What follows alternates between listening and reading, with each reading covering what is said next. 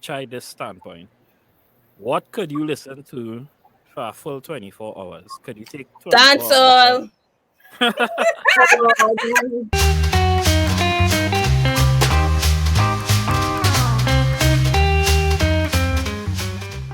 doubles is overrated.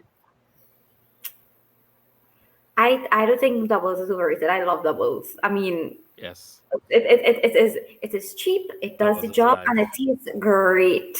And have so much variations now. So you can get doubles with chicken, doubles with duck, doubles with goat. So doubles is not overrated in my opinion.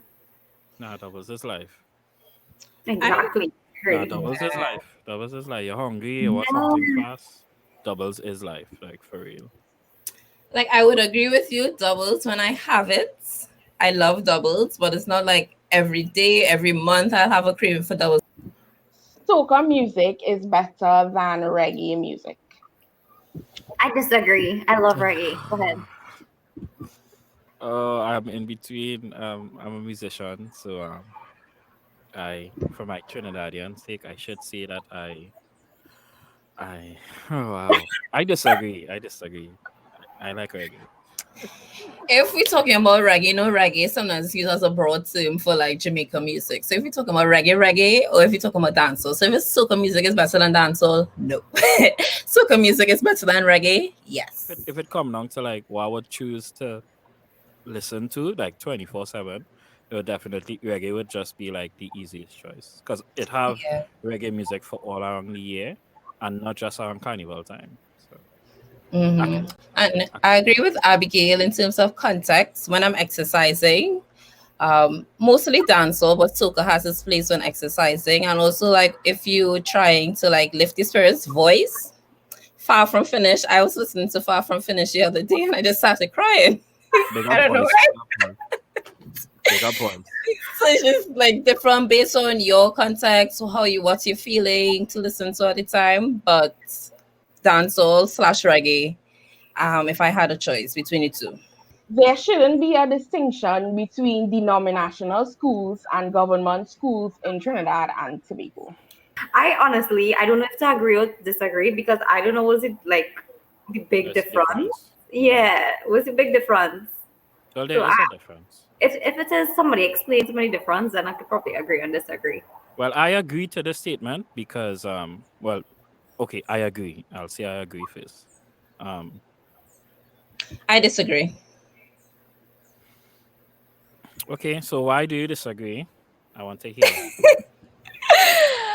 Okay, so what is going to come out right now is a biased view because as like Abigail, I attended a denominational school. I think most, and I'm going to get stoned for this because my sister's in the room, but I think most denominational schools have, be it falsely or with a true basis, they have a certain standard. I'm not sure why. I'm not sure if it's because they're denominational or what or not, but denominational schools have a certain standard as opposed to the other schools that we are comparing here. And if we lose that distinction, I don't know if we may lose that standard. Do not crucify me if this is a very You're going to puerile, be crucified. You're going to be fundamental crucified. way of thinking No, about this. that's true. That's true. That's right. That's very true. I think yeah, Um, that's true. Because now that I'm thinking about it, it is true. But then And again, I don't know if there's a cause. Is this causing the denominational schools to be of higher standard, or is there something else causing denominational schools to be of higher standard? But yeah. No, but I guess the question is, should there be a difference? So I do agree different organizations have different standards, right? However, when it comes to the cause and effect, I believe that all of them should be the same, um, should be exposed to the same material because at the end of the day, you're talking about go the on. education of Wait, a yeah. sorry, dear Cross, but I think they are exposed to the same material in terms of education. They both teach the same syllabus. So a denominational school will not have a different syllabus than a government school. I think what is like I guess like make the denominational schools better is the extra things that they do. that government schools don't do. So you would see a lot of things in denominational schools. Like they Yeah. have a lot of groups and a lot of extracurricular, and the government schools. Now, I don't Ethics. know. Yeah, I don't know if it's like because of funding. So I guess, Exactly. yeah. So again, my So point. My point yeah, is, if everybody is exposed to the same thing, we could all benefit as a nation. And that's my point. My point. I went to an Anglican school in primary school, and then I went to a government school in secondary school, right? And of course, we all are product of the choices we make, whether we go to a prestige school or not. Um, and I have made some pretty decent choices. Um, but I do agree. I feel safe to publicly express my political opinion in Trinidad and Tobago. I agree. you feel. I You have the disagree. arm of God. I disagree. I disagree too. Yeah. See these here? I have I no was just not problem. gonna say he probably say that because he's a guy and he could defend himself. But me, my little self, when somebody coming at me on Facebook and social media, I go like, and cry. Well, okay. So this is why I feel safe. I feel safe because um I have I pride myself on being very neutral, Mm. right? And to me, right is right and wrong is wrong, no matter what Mm. party it is, right? Mm. When it comes to hear me out, nah, hear me out, right? When it comes I to just making noises.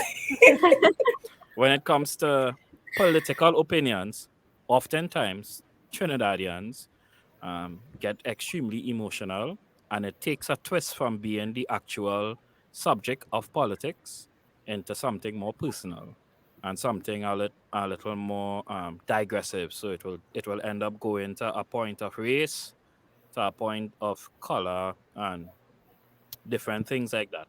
So for me, right is right and wrong is wrong, no matter what party you belong to. Like I believe the right thing should be done no matter who is in power or responsible. So if there is injustice, I would always speak against it. Doesn't matter. And I don't care. You could come at me on social media. I really do business because my life does not revolve around people's opinion. Yeah, so like I agree with that. So like I don't have a preference in terms of party, right? When time to vote, I just be like, okay, who gonna do less wrong? That's be me because I don't really care. No, seriously, I don't really care about like PNM or UNC or whichever other party it have. Um, because race is not a problem for me. I do not associate in my mind PNM with being associated with a certain race and UNC being associated with a certain race. I totally agree with you. Right is right and wrong is wrong. So regardless of who is in power, if they're doing wrong, I'll be like, okay, they're wrong. They shouldn't be doing that. Like whatever. But in terms of publicly expressing it, I feel like yeah, a lot of people have a lot of internal issues and a lot of things that carry down from like 100 years ago, still affecting them in their mind. Um, so I don't publicly express it. My Facebook post or my Twitter, everything.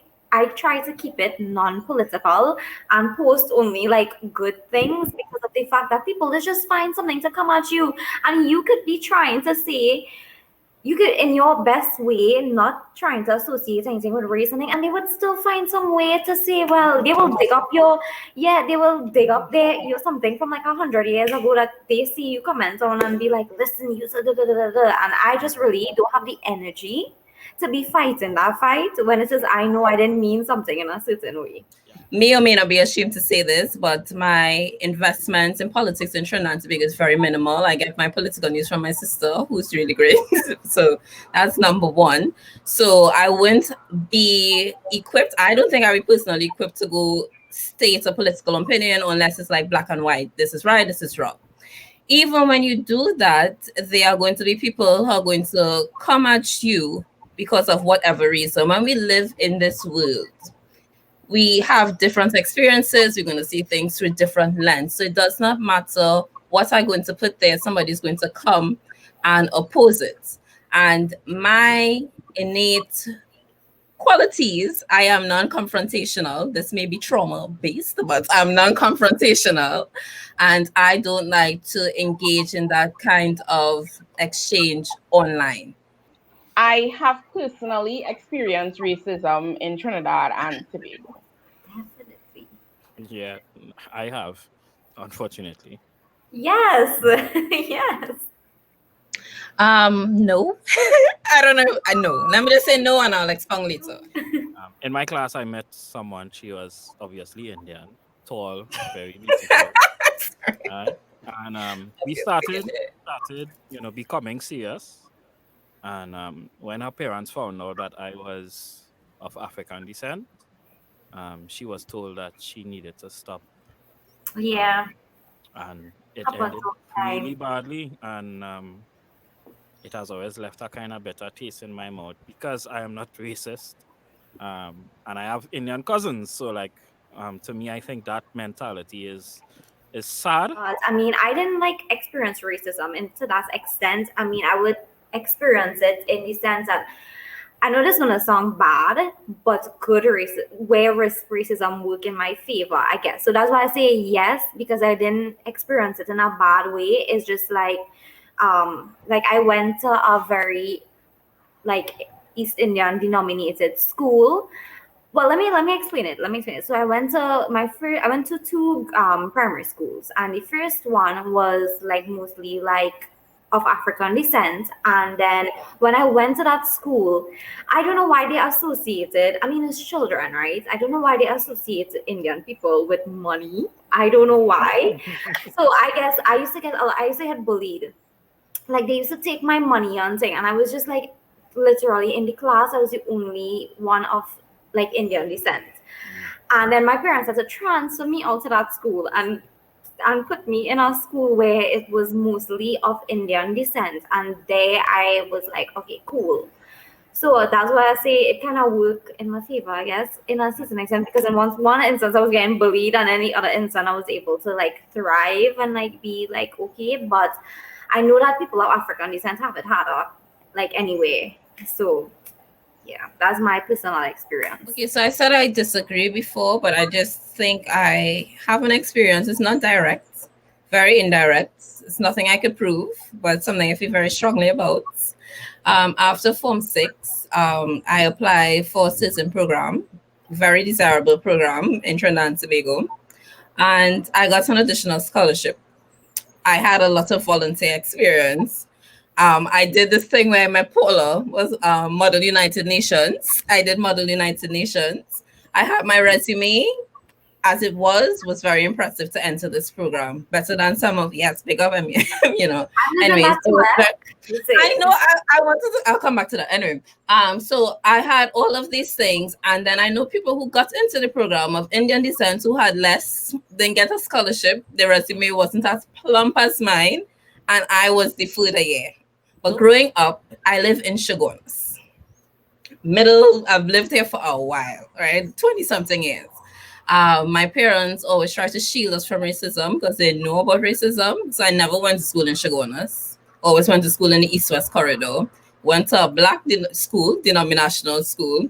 When I did my program, I did it in a black country. When I came back here, I did my internship in Tobago. So Wow. I never had to experience, like, I never had that overt context where I may have experienced racism. Abigail was saying that racism, we have it better in this country than others. Hmm. Which is true. Like okay, like in Trinidad, you're not going to see a Indian cop stifling like an Afro. You wouldn't see that. Like you're not going to see like we overtly killing each other of our race, but we have like personality differences, and we have things that will happen. But you would never like. Well, me, but I never hear on the news Indian man kills African man Because he over was five African. dollars or some kind of thing, or Indian cop Mhm. kills or African cop kills whatever over. You don't really have headlines like that. Like it Mhm. is present here, but we don't really have things like that going on to that extent that Yeah. you would see in like other countries. Hmm. Okay, I get that. So we still persons of African descent who still have their lives because they're not being killed because of their race. But the racism in Trinidad and Tobago is still very much as institutionalized as in other countries. So Abigail in primary school, your friends, so like, well, not your friends, your colleagues in primary school thought you had money. Where did this idea of Indian people having money come from? It came from their parents. Why did their parents think that Indian people have money? Probably because this they see an example of this in society. But as Emmy said, our choices what makes our life. But regardless of that, we in Trinidad and Tobago, racism is sometimes subtle. Sometimes you question yourself. So we may not have killings, but we may have people filling positions that they're not qualified for, but only fill it because of race. You may not have killings, but you may have messages in media about this is the ideal, like your children watching the shows, this is the ideal that that we should aspire to. So straight hair, fair skin. I know not all Indians are fair skin. I love my country. I agree. I agree. I agree. Yeah.